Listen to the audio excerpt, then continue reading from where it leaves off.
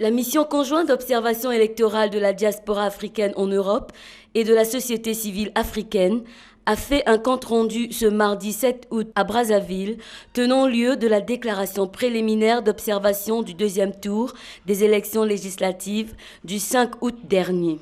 Venue sur l'invitation du gouvernement congolais pour veiller au bon déroulement des élections législatives de 2012, la mission conjointe a salué la bonne tenue de ces élections.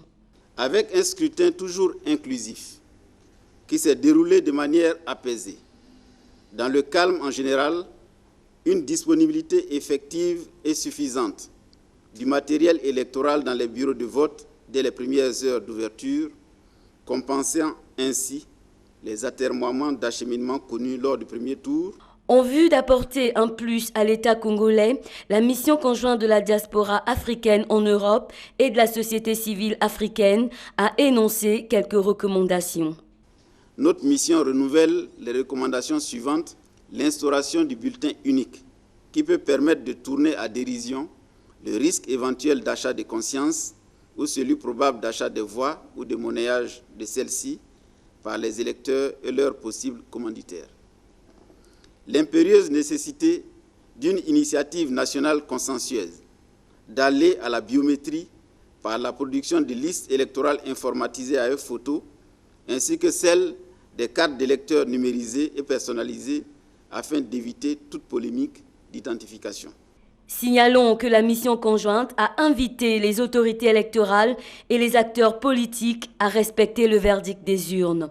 En cas de contestation, se conformer aux dispositions électorales en vigueur en République du Congo. Comme chaque vendredi soir, nous sommes chez vous avec des invités spéciaux sur ce rendez-vous de la démocratie, Odyssée de la démocratie. Vous vous souvenez, le 15 juillet dernier, la République du Congo avait un rendez-vous crucial avec la démocratie en ce qui concerne les élections législatives de 2012. Le premier tour venait d'avoir lieu, les résultats sont connus.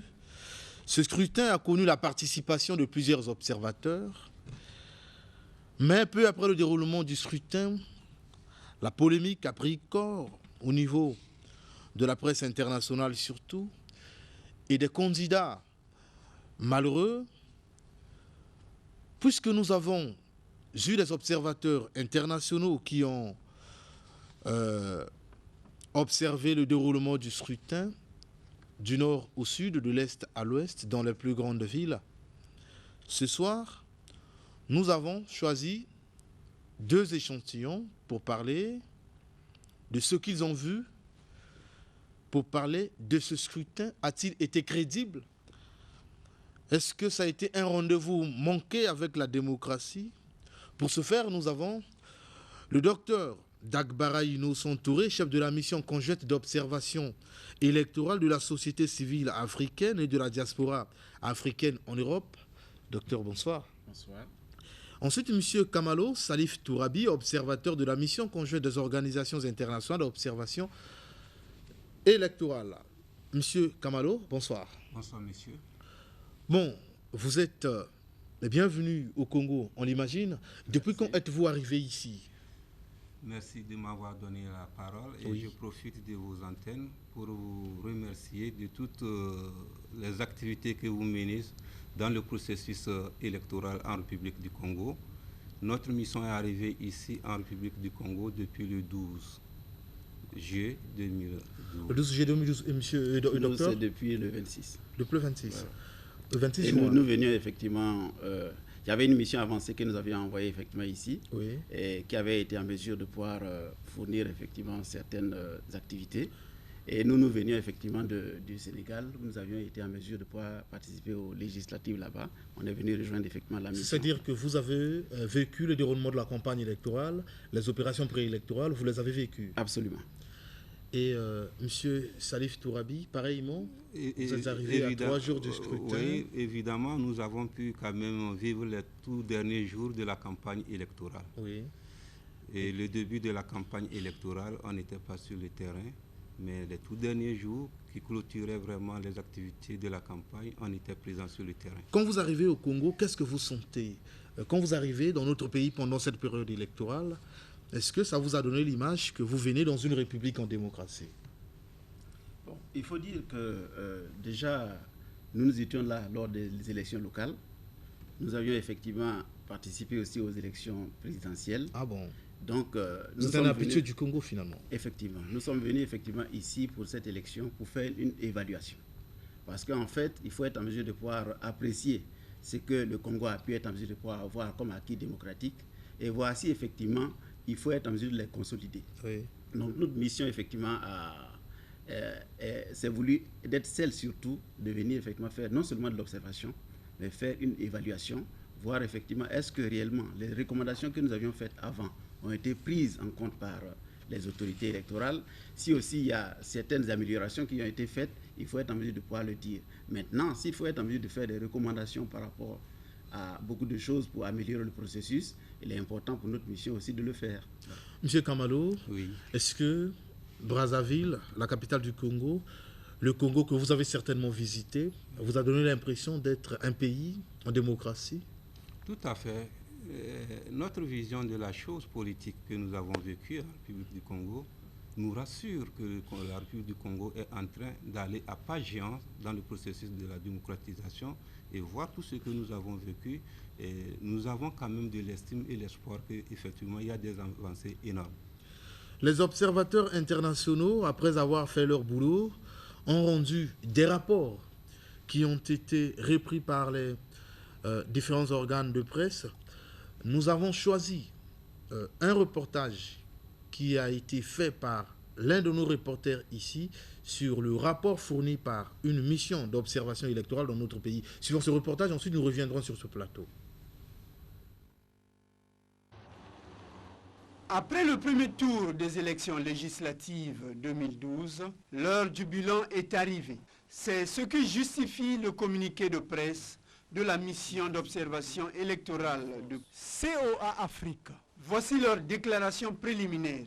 La mission salue le tournant historique que représentent ces élections qui ouvrent la voie à une phase démocratique inédite dans un contexte de paix intérieure et extérieure retrouvée en rupture avec des longues décennies de conflits.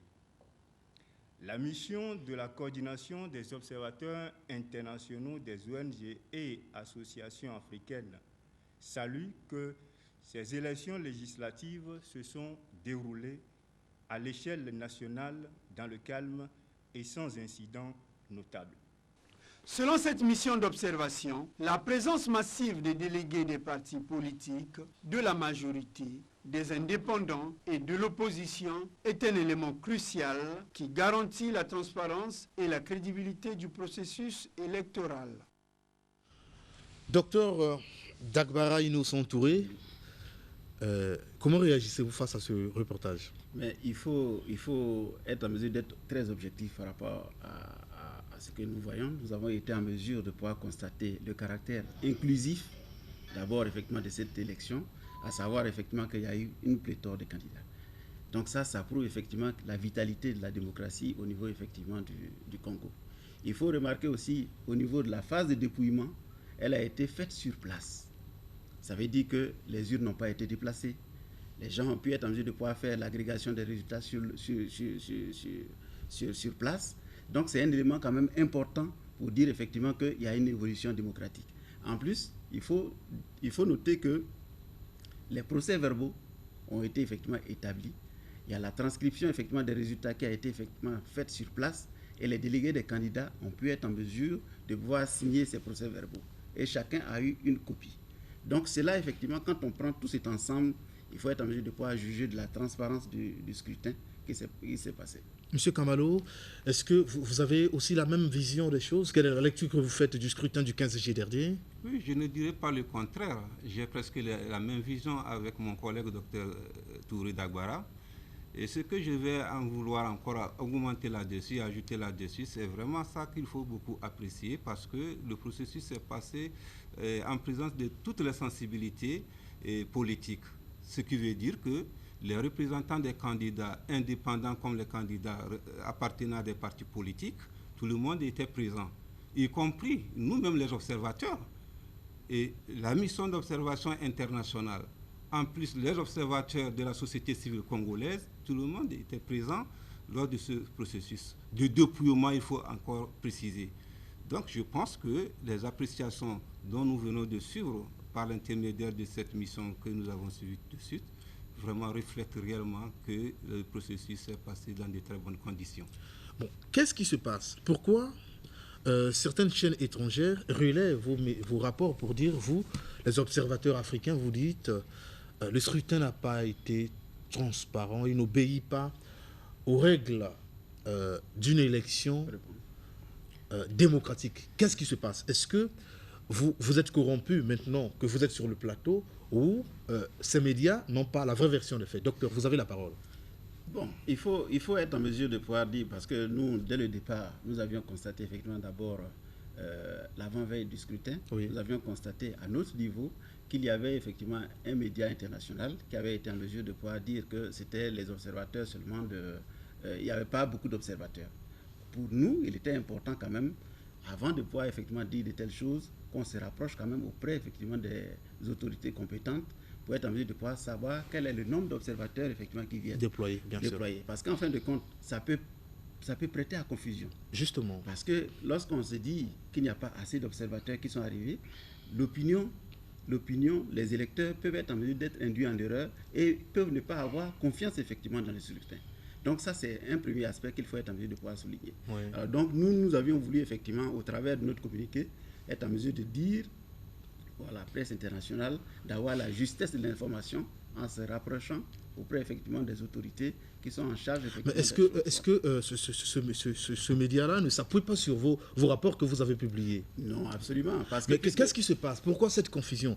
Est-ce que vous voulez dire que nos confrères qui animent ces médias-là, ils sont animés par un esprit délibéré de ternir l'image d'un pays qui volontairement a voulu organiser un scrutin législatif? Bon, je pense que les médias doivent obéir à la déontologie de leur travail. Je pense que ce qui s'est passé, nous présentement, nous avons présenté notre communiqué en date du 17 juillet. À la veille de notre communiqué, nous avons appris sur les antennes de la RFI qui fustigeait vraiment nos communiqués. Et c'est ce qui est aberrant parce que lorsque nous avons demandé à ce que toutes les presses, tous les médias soient présents à notre déclaration, nous, on n'avait pas vu la RFI.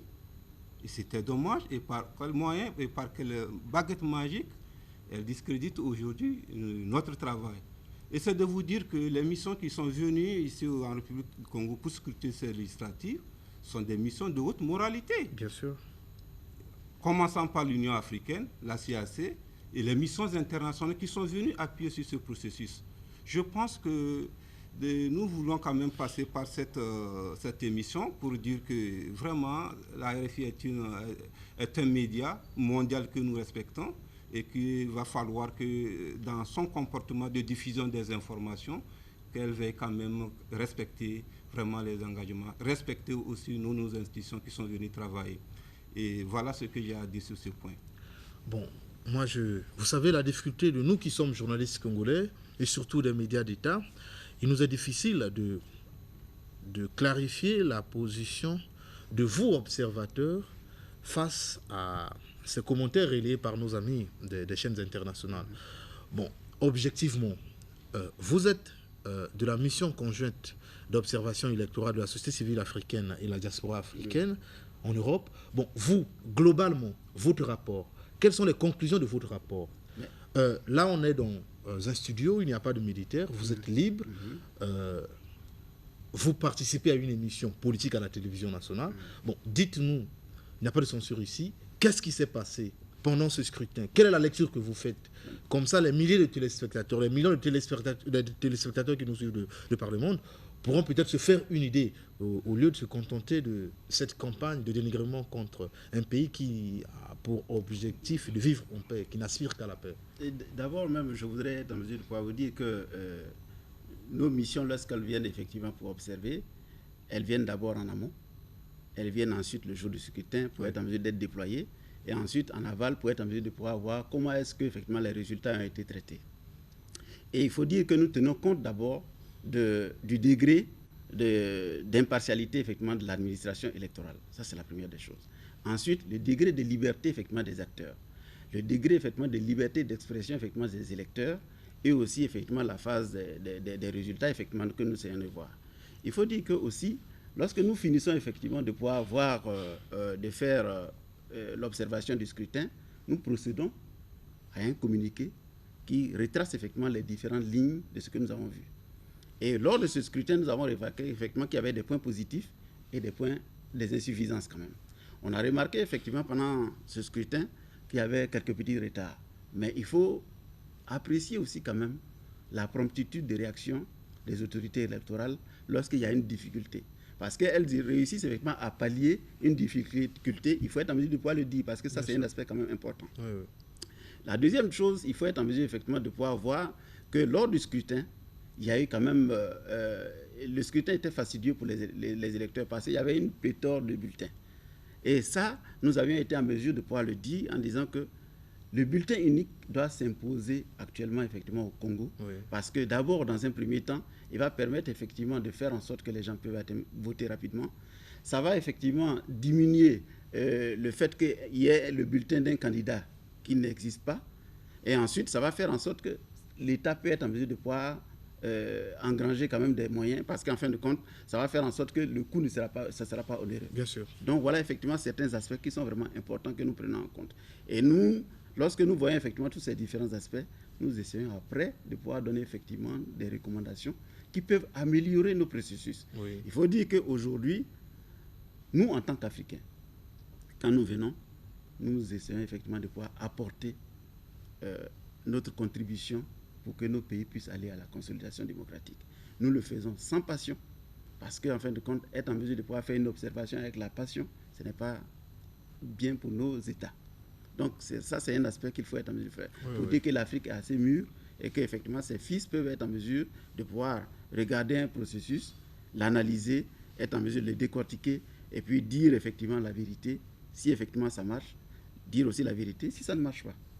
Monsieur Kamalo, Salif Tourabi, vous êtes observateur de la mission conjointe des organisations internationales d'observation électorale. Bon, malgré la polémique engendrée par RFI, bon, vous, quel est votre rapport? Quelle est sa teneur? Moi, je vous dis tout simplement notre communiqué que nous avons présenté en date du 17 juillet. Et nous avons apprécié le processus. Le processus, ça s'est bien passé. Nonobstant quelques irrégularités que nous avons relevées dans certaines circonscriptions électorales où le vote n'a même pas pu se tenir. Voilà, là où, c'est ça la réalité de notre travail. Là où les circonscriptions électorales qui n'ont pas pu tenir leur vote, on a dû reporter leur vote. Bien sûr. Je pense que l'autorité électorale chargée de l'organisation de ces législatives est en train de revoir avec l'agenda qu'il faudrait pour pouvoir organiser et tenir les élections dans ces circonscriptions électorales. Nous sommes à une élection législative, pas une élection présidentielle. On ne peut pas nous dire aujourd'hui que ces élections ne tiennent pas route de la démocratie, crédible. Vous voulez dire que ça obéit aux standards internationaux? Ça obéit, monsieur, ça obéit aux normes standards internationaux. Aujourd'hui, ce que nous avons vécu au niveau du Congo, nous apprécions. Nous apprécions parce que l'ensemble de toutes les circonscriptions électorales au niveau de la République du Congo n'ont pas été validées. N'ont pas été validées. Bien pour sûr. Que les gens nous prêtent comme nous sommes venus quand même cautionner une élection mal organisée. Quand vous prenez la situation de Kélé, vous avez vu. Pointe-Noire, vous avez vu. Et au niveau de Vinza, vous avez vu que les élections n'ont pas été et on est obligés de reconvoquer le corps électoral. Bien sûr. Donc, voilà la différence, voilà la différence entre tout ce que nous sommes en train de dire. Ça s'est bien passé, mais il y a aussi également des difficultés que certaines circonscriptions électorales ont connues et qui, du coup, ont amené aujourd'hui les autorités électorales de reprogrammer ces circonscriptions électorales pour en arriver à un vote propre. Donc, je voulais vous dire que, tout simplement, tout ce qui s'est passé, nous, dans notre déclaration, nous avons noté les points positifs comme les points négatifs. Ils ont dit que vous avez plus de points négatifs que de points positifs. Mais justement, quand ils nous disent, nous voulons attirer l'attention toute particulière des autorités électorales. quand vous rentrez dans un bureau de vote, le bureau de vote est ouvert. Les électeurs sont venus, sont en train d'accomplir leur devoir civique. Tout se passe. Mais vous sentez que dans la pratique, dans la gestion de la chose directe, il y a un manquement. Dû à quoi? Peut-être qu'au niveau de la formation des agents électoraux, ils n'ont pas pu assimiler correctement leur formation. Bien sûr. Et ce manquement ne peut pas nous amener directement à invalider ce vote. Voyez-vous? Oui. Donc c'est pourquoi chaque fois nous avons une grille de recommandations lesquelles nous précisons que voilà, tel point n'a pas marché, tel point a été un manquement dans le processus. Veuillez corriger ça en attendant que les échéances à venir ne nous arrivent.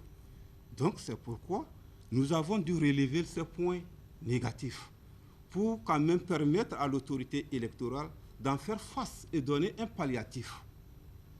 Voyez-vous? Donc, par rapport aux points positifs que nous avons énumérés, effectivement, le processus le mérite et il faut le reconnaître.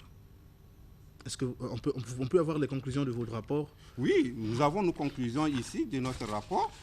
Et voilà, nous avons dit ici, et effectivement, je vais vous le lire rapidement. Vous feriez mieux de prendre les conclusions. Oui, les conclusions. Je dis ici tout simplement l'accessibilité de l'ensemble des bureaux de vote.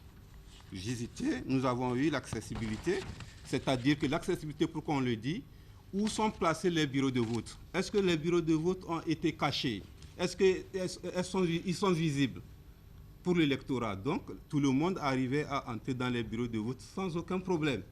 Donc, ce qui veut dire que la visibilité de ces bureaux de vote était parfaite. Donc, quand vous voyez la présence effective des membres des bureaux de vote et de la CONEL, ainsi que les représentants des partis politiques et des candidats indépendants dans les bureaux de vote visités.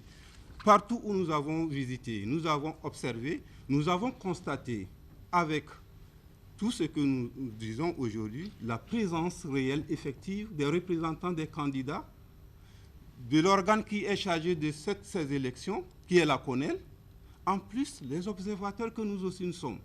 Donc, vous visitez un bureau de vote, vous verrez aussi d'autres observateurs qui sont là en train d'observer. Ce sont des points positifs qu'il faut apprécier. La présence visible et discrète des forces de l'ordre et de sécurité dans les centres de vote visités. Pour assurer la quiétude d'un vote, il faut mettre la sécurité. Bien sûr. Pour sécuriser le vote, il faut mettre la sécurité. Donc, nous avons constaté que cette sécurité a été constante, elle a été visible et discrète. Parce que la police, la gendarmerie qui a été déployée, ils sont dans les centres de bureaux de vote. Dans les centres, ce qui veut dire qu'une école qui constitue un centre de bureau de vote, la sécurité existait là-bas. Donc, c'est déjà un acquis. Donc, nous avons relevé également une légère affluence qui a été remarquée dès l'ouverture de certains bureaux de vote de l'intérieur du pays. C'est-à-dire, les régions où nous avons déployé nos observateurs, nous avons senti quand même qu'il y avait une affluence légère. Mais par contre, au niveau de la grande ville, comme Brazzaville ici, nous avons assisté vraiment à une affluence très faible. Très faible, il faut le reconnaître. Donc ici, nous avons encore relevé, ça c'est un point qu'il faut reconnaître, la fermeture des bureaux de vote a été respectée. Bien sûr, ça a été respecté.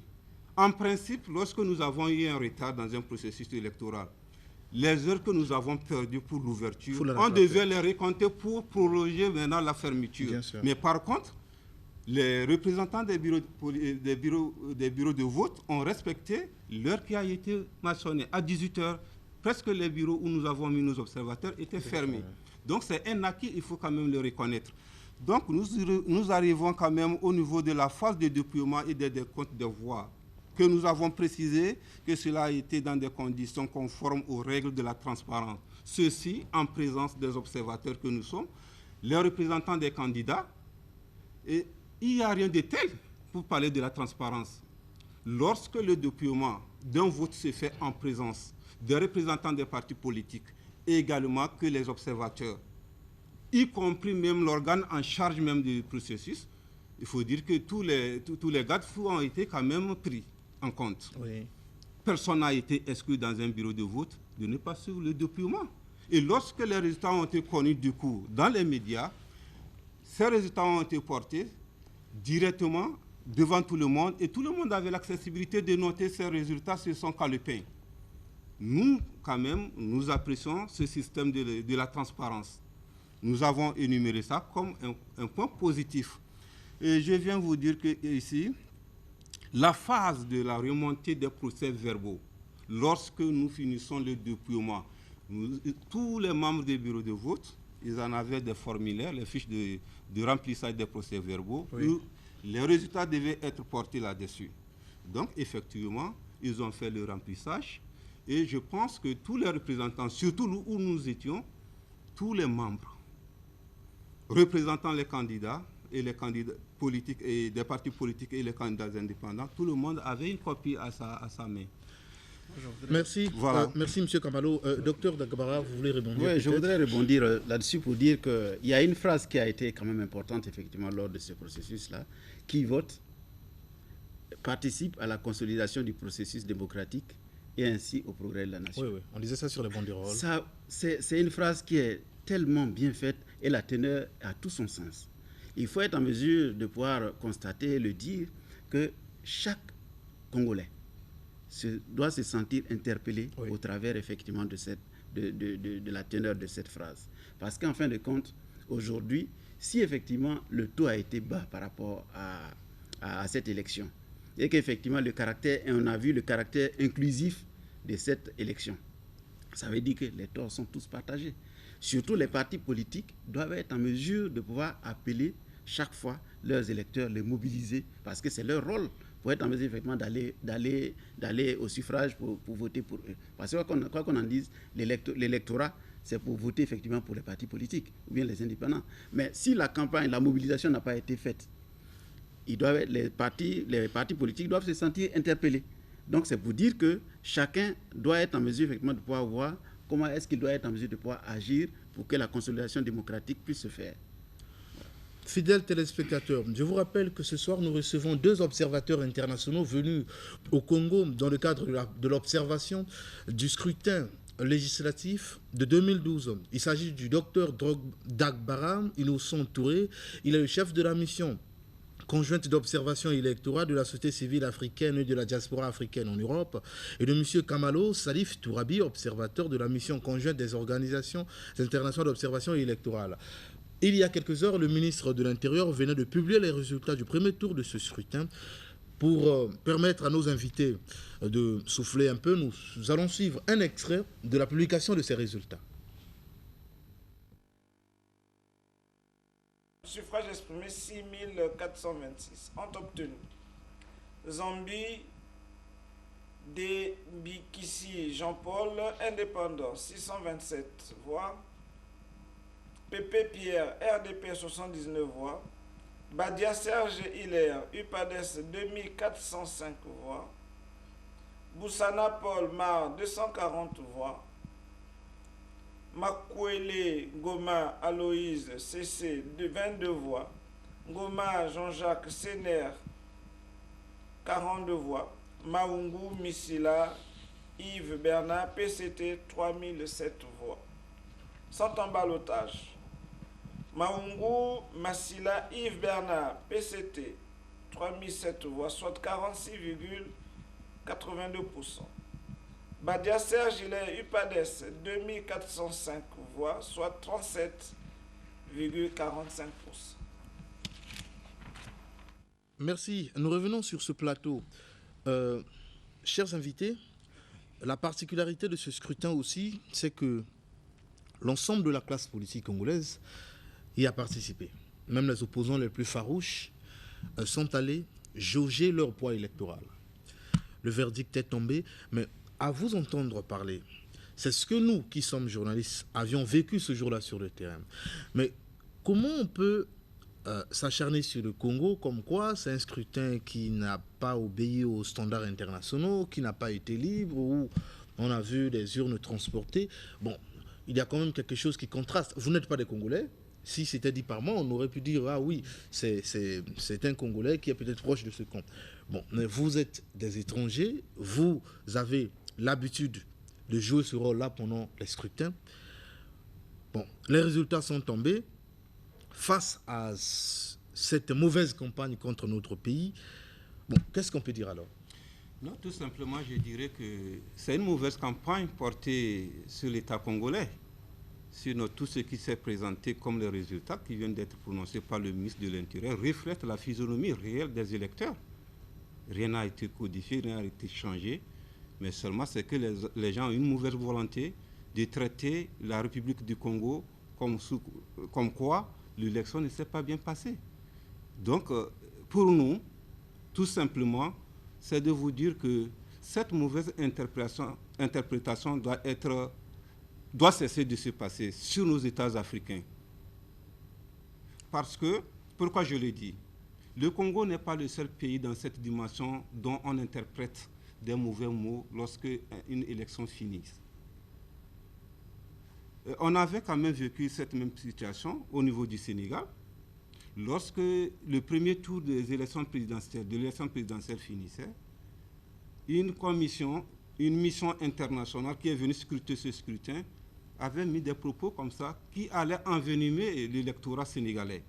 Il fallait que nous, en tant qu'acteurs africains qui connaissons notre contexte géopolitique réel, puissions intervenir sur les médias pour ramener vraiment le calme dans la classe politique. C'est de vous dire que des gens qui interprètent ces fausses images à nos États ne connaissent pas notre contexte géopolitique réel et ils appréhendent mal nos textes. D'abord, comment se tiennent les élections dans nos pays? L'élection ne peut jamais se tenir sans aucune base. Nous avons des textes juridiques sur lesquels les élections peuvent se tenir.